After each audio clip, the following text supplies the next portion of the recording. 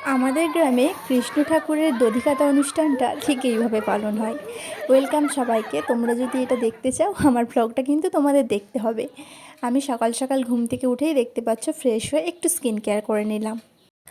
আর তারপর নিচে গিয়ে দেখি মা ব্রেকফাস্টের জন্য গোলা রুটির মতো কিছু তো একটা বানাচ্ছে। পেঁয়াজ, ডিম, আটা, তারপরে একটু ময়দা দিয়ে একটা ব্রেকফাস্টের সুন্দর একটা ডিশ বানিয়ে দিল। টিফিন বক্স মিষ্টি দিয়ে গেছে। আর তারপর এই যে দেখতে পাচ্ছ কৃষ্ণ ঠাকুরের ওই যে একটা অষ্টম প্রহর বলে একটা অনুষ্ঠান হয়, ওটা আমাদের গ্রামে হচ্ছিল। আর এই বাচ্চারা মানে আমাদের বাড়ির সামনে এসে ওরা নাচানাচি করছিল। আর এই যে দেখো আমার বোন কীভাবে কম্প্যাক্টটা লাগাচ্ছে, আমি বলি লাগা, আমি একটু ভিডিও করব তোর। যাই হোক, তারপর স্নান করে ভাত খেতে বসে গেলাম। তারপর দুপুরে একটু ঘুমিয়ে সন্ধেবেলা চা খেয়ে একটু ফোনটা স্ক্রোল করে।